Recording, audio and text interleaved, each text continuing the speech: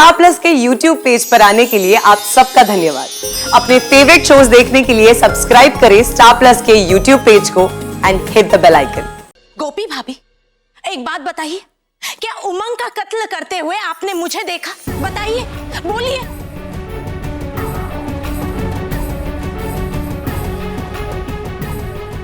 कहीं ऐसा तो नहीं कि अब आपको ये महसूस हो रहा है कि अब आप बच नहीं सकती, तो इसलिए आप अपना सारा इल्जाम मेरे मत्थे मंड रही हैं? बस।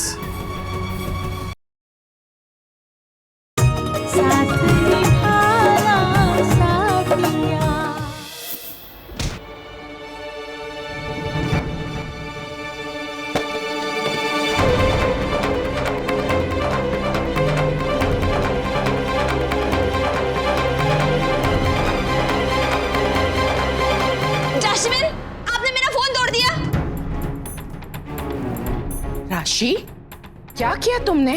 काकी जी, इसे रोकने का यही एक तरीका था। राशि, करने दो राधा को जो करना है। वैसे भी सारा सच तो मैं बताने ही वाली हूं ना। वही आप क्या कह रही हैं? हाँ, हूँ एकदम साचू कहूँ छू। मने बधी खबर छे, राशि ने मुझे सब कुछ बता दिया है। क्या बताया राशि भाभी ने आपको? यही कि उमंग का खून तूने किया है और गोपी ने तेरा इल्जाम अपने सिर पे लिया है। ये किसने कहा राशि भाभी से? गोपी ने खुद अपने मुंह से कहा। गोपी भाभी की हिम्मत कैसे हुई ये कहने की? मैं अभी जाकर उनसे बात करती हूँ। किंजल, किंजल, अरे धवल, जल्दी किंजल को रोक, वो बहुत गुस्से में मोदी भवन गई है। क्यों? क्या हुआ मधु आंटी? क्योंकि सबको पता चल गया है कि उमंग का खून किंजल ने किया है। अब उसे जेल की सजा तो काटनी ही पड़ेगी। नहीं फाई, मधु आंटी, हम लोग को भी तुरंत मोदी हाउस चलना चाहिए। हाँ, चलो। यहाँ क्या हो रहा है? कौन चिल्ला रहा था? मैडम, मैं चिल्लाकर आपको बुला रही थी। मैडम, इस खूनी को यहाँ से ले जाइए। ना ही ये पागल है, ना ही मानसिक रोगी। बस नाटक करिए, नाटक। मैंने खुद इन लोगों की बातें अपने कानों से सुनी थी। इस फोन में रिकॉर्ड भी किया था, पर इस राशि ने मेरा फोन तोड़ दिया। गोपी बहू, मैं जाकर पुलिस को सारा सच बताती हूँ। माँ जी, मैं आपसे विनती करती हूँ, आप कुछ मत कहिए पुलिस से। माँ जी, मेरी बात रख लीजिए। माँ जी, मेरा निर्णय अटल है। माँ जी। मैडम, ये झूठ बोल रही है। सच में गोपी को अभी भी बहुत दौरे पड़ते हैं। और ये राधा जो कह रही है, ये फोन वोन टूटना और उसने रिकॉर्डिंग कुछ नहीं की है। सच तो ये है कि इसने वो फोन फेंक के मुझे मारने की कोशिश की है। ये राशि झूठ बोल रही है ये। मैडम, मुझे आपसे कुछ कहना है। सच ये है कि मेरी गोपी वो खूनी नहीं है और हाँ, और ना ही ये पागल है। हाँ मैडम, राधा बिल्कुल सही कह रही है। मैं बिल्कुल पागल नहीं हूँ, मैं ठीक हूँ। मुझे जेल ले चलिए। तो क्या कह रही है?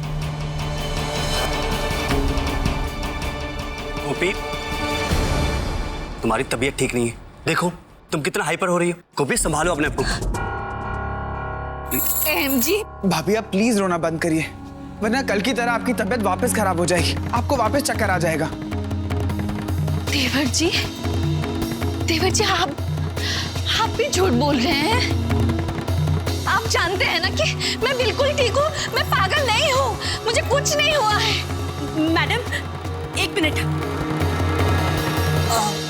देखिए, मैं कुछ कहना चाहती हूँ। आपने आज से पहले कभी किसी पागल को ये मानते हुए देखा है कि वो पागल है? देखिए, आप गोपी की बात मत सुनिए। वो अपना दिमागी संतुलन खो बैठी है, वो ठीक नहीं है अभी। मैडम, यही तो मैं सच बताने की कोशिश कर रही हूँ। सच ये है कि मेरी गोपी वो खूनी नहीं है, बल्कि हर कातिल का रिश्तेदार यही कहते हैं कि वो कातिल नहीं है। आप सब लोग शांत हो जाइए और मुजरिम को अपनी बात कहने का मौका दीजिए। मैडम, मैं सच कह रही हूँ, मैं पागल नहीं हूँ, मुझे ले चलिए जी। देखा मैम, इसे अभी भी दौरे पड़ते हैं। देखिए इसकी सच में तबीयत ठीक नहीं है। मैडम, आप इन लोगों की बातें मत मानिए। सच तो ये है कि ये गोपी नाटक कर रही है और बाकी लोग भी इसका उस नाटक में साथ दे रहे हैं, खास करके ये राशि। देखिए मैम, मैं आपको बताती हूँ, ये बड़ी पागल है और ये है छोटी पागल। वो क्या है, गोपी तो पहले से ही बीमार है, लेकिन ये इसे जरा देखिए तो, पति मरने के बाद भी टनाटन श्रृंगार करके घर में घूमती रहती है। वो एक्चुअली क्या है ना, इसके दिमाग पे थोड़ा असर पड़ा है, इसकी भी मानसिक हालत ठीक नहीं है। मैडम आप नहीं जानती पागलपन में ये क्या क्या करती है। राधा, तुझे पता भी है कि पागलपन में तूने क्या किया है? ये देख मैडम जी, देखिए कैसे मुझे नोचा है। और ये जो फोन तोड़ने की बात कर रही है, झूठ बोल रही है। सच कहूं तो वो फोन इसने मुझ पर फेंका था, मुझे मारने की कोशिश की थी। ठाकुर जी की कृपा से मैं बच गई, वरना मेरा सिर फूट जाता। सच कहूं, इन दोनों के साथ रहना मतलब मेरे लिए बहुत मुश्किल है, हमेशा डर लगा रहता है। वैसे देखा जाए तो पूरा खानदान ही पागल है।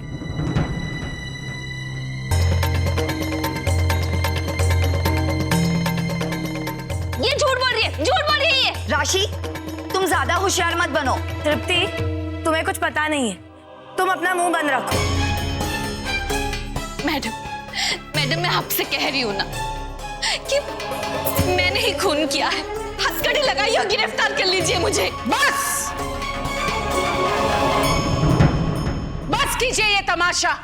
अने तमे पण गोपी वहू, सच तो ये है कि मेरी गोपी वहू खूनी नहीं है,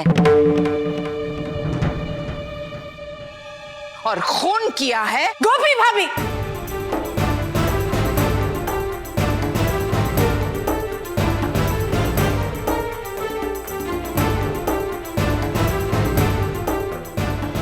madam ji, we are really very sorry, हमने आपको खामखा परेशान किया। आप चलिए, मैं आपको बाहर तक छोड़ती हूँ। आप लोग अपने आपसी झगड़े आपस में ही निपटा लिया कीजिए, उसके लिए हम लोगों को परेशान मत किया कीजिए। हाँ हाँ, आइए।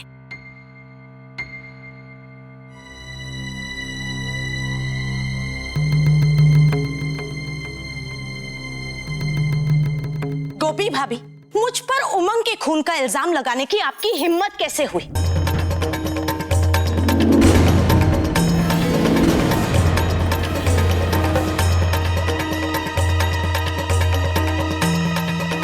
कहीं आप सच में तो पागल नहीं हो गई?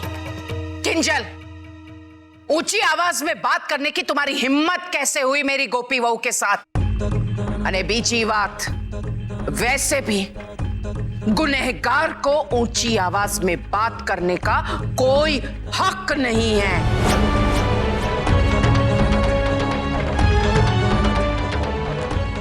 हाँ, क्या आपको भी ऐसी लगता है कि मैं खूनी हूं?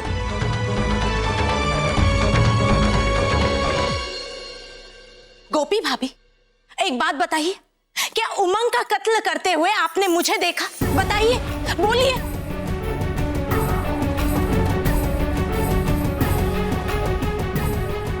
कहीं ऐसा तो नहीं कि अब आपको यह महसूस हो रहा है कि अब आप बच नहीं सकती, तो इसलिए आप अपना सारा इल्जाम मेरे मत्थे मंड रही हैं? बस होश में रहो किंजल, किससे क्या बात करनी चाहिए ये तो सोच लिया करो कम से कम। यदि मेरी गोपी वहू को तुम्हें फंसाना ही होता तो बहुत पहले वो कर चुकी होती है।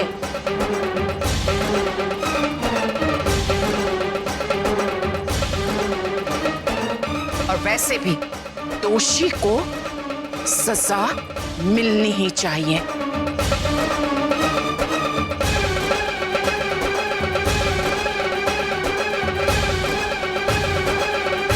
पर मैं थोड़ी ना दोषी हूं, पर आप सब तो मुझ पे इल्जाम लगाए जा रहे हैं। अगर मैंने उमंग को मारा होता तो ये गुनाह मैं खुद कबूल लेती, लेकिन मैंने उमंग को मारा ही नहीं।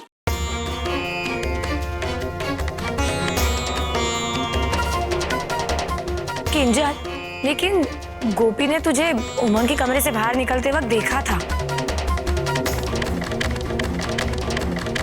और पुलिस को तुम्हारी घड़ी भी मिली थी उस कमरे में। जिगर भाई, मेरी घड़ी का उस कमरे से मिलने का मतलब ये तो नहीं कि मैंने खून किया।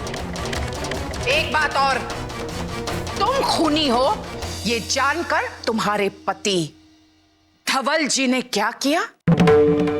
वो चुपचाप उमंग के कमरे में गए और अपना रुमाल और अंगूठी वहीं छोड़ कर आए ताकि तुम्हारे सिर पर लगा इल्जाम उनके मत्थे चढ़ जाए।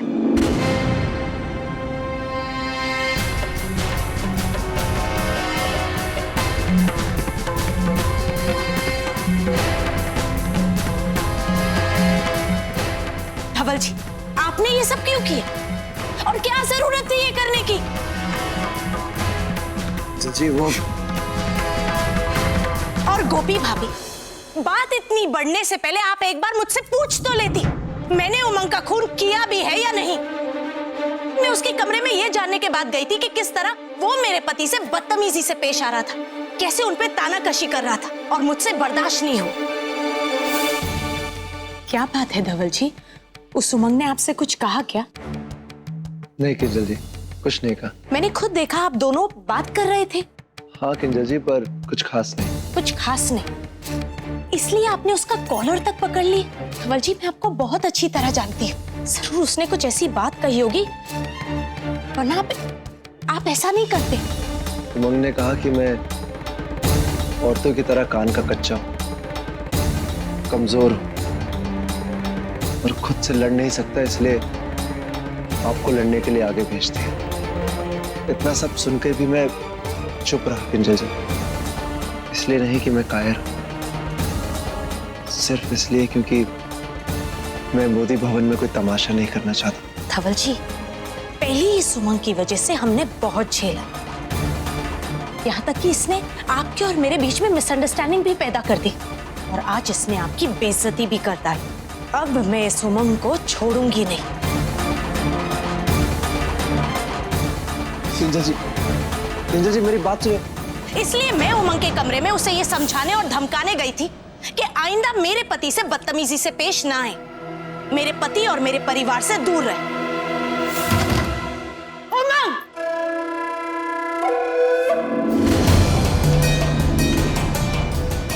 तुम्हारी हिम्मत कैसे हुई मेरे पति से इस तरह से बात करने की?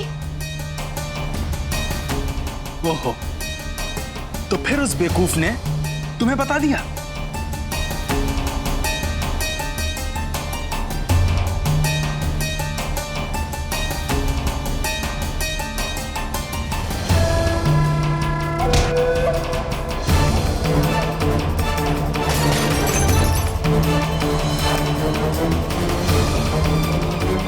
यही रुक, देख मैं कैसे अपने भाई को बुलाती हूँ और तुझे यहाँ से धक्के मार के निकलवाती हूँ। और उसके बाद मैं वहां से निकल आई। मैंने उमंग का खून नहीं किया।